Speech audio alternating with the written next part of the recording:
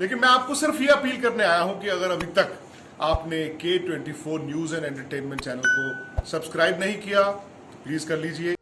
पुष्कर सिंह धामी ने शिक्षा निदेशालय में बाल वाटिका का शुभारंभ किया। इसी के साथ उत्तराखंड में नई शिक्षा नीति 2020 लागू हो गई है। सरकार का दावा है कि ऐसा करने वाला उत्तराखंड देश का पहला राज्य बन गया है। सीएम ने कहा कि एनईपी से बच्चों के नए भविष्य का निर्माण होगा। इससे उन्हें हर वह चीज मिलेगी जो उनके संपूर्ण विकास के लिए जरूरी है। इस अवसर पर मुख्यमंत्री ने प्रारंभिक शिक्षा निदेशालय भवन का लोकार्पण एवं SCRIT भवन का शिलान्यास भी किया। उन्होंने बच्चों के उद्यमिता के विकास के लिए पुस्तक एवं कैरियर कार्ड का विमोचन किया। साथ ही क्षेत्र में जीर्ण आंगनबाड़ी केंद्रों की मरम्मत की घोषणा की। यूपी सीएम योगी आदित्यनाथ के बाद अब उत्तराखंड के स्वास्थ्य मंत्री डॉक्टर धन सिंह रावत ने भी देश और प्रदेश में जनसंख्या बढ़ने पर बयान दिया है। उन्होंने कहा कि एक खास वर्ग आबादी को लगातार बढ़ा रहा है, उसे भी जनसंख्या नियंत्रण के प्रति जागरूक किया जाएगा। जनसंख्या नियंत्रण के लिए सरकार प्रदेश स्तर पर जागरूकता अभियान चलाएगी। मंगलवार को मीडिया से बातचीत के दौरान धन सिंह ने कहा कि देश में जनसंख्या बेहद चिंताजनक तरीके से बढ़ रही है। भारत चीन से भी आगे बढ़ता नजर आ रहा है। इससे पहले विश्व जनसंख्या दिवस के अवसर पर मुख्यमंत्री योगी आदित्यनाथ ने कहा था कि एक ही वर्ग की आबादी बढ़ने से अराजकता होगी।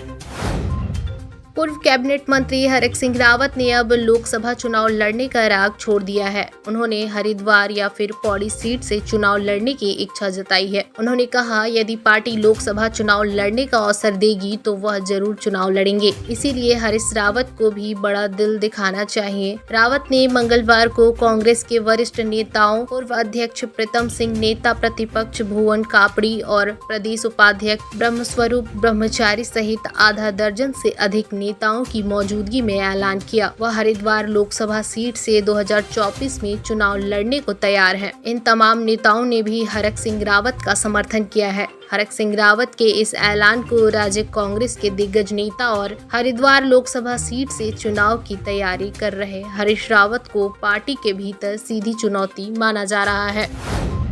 उत्तराखंड में भारी बारिश मुसीबत बनती जा रही है। बारिश के बाद भूस्खलन से बद्रीनाथ हाईवे बंद हो गया है। हाईवे बंद होने से जगह जगह यात्री फंस गए हैं। प्रशासन द्वारा बंद सड़कों को खोलने का काम किया जा रहा है, लेकिन खराब मौसम बाधा बना हुआ है। बारिश की वजह से पुल टूटने और भूस्खलन की वजह से 146 सड़कों पर यातायात ठप है। सड़कों को खोलने के लिए 235 JCB लगाई गई है।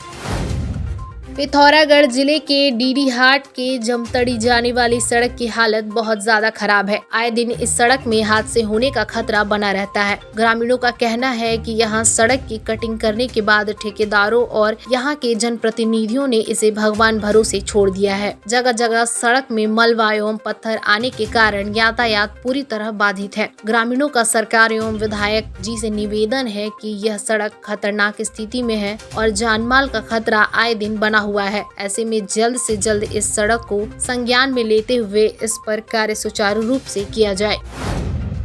21वीं सदी के भारत की एक तस्वीर आपको देखनी बहुत जरूरी है। एक तरफ जहां पुष्कर सिंह धामी उत्तराखंड को नंबर 1 राज्य की दिशा में ले जाने की बात करते हैं, तो वहीं पिथौरागढ़ जिले के मुनस्यारी से यह तस्वीर स्वास्थ्य सेवाओं की लचर व्यवस्था पर सरकारों को मुंह चढ़ाती नजर आ रही है। तस्वीर पिथौरागढ़ जिले के मुनस्यारी तहसील से आई है, जहाँ के दूरस्थ गाँव बौना के लिए बनी सड़क भारी बारिश की वजह से पिछले कई दिनों से बंद है। सड़क मार्ग न होने से यहां गंभीर रूप से बीमार महिला गीता देवी को ग्रामीणों ने अस्पताल तक पहुंचाने के लिए बौना गांव से मधकोट के अस्पताल तक 30 किलोमीटर का सफर पैदल ही तय किया। मामले को संज्ञान में आने के बाद पिथौरागढ़ के जिला अधिकारी डॉक्टर आशीष चौहान ने जिले के CMO को बौना एलोपैथिक चिकित्सालय में जल्द ही एक डॉक्टर की तैनाती करने के निर्देश दिए गए हैं।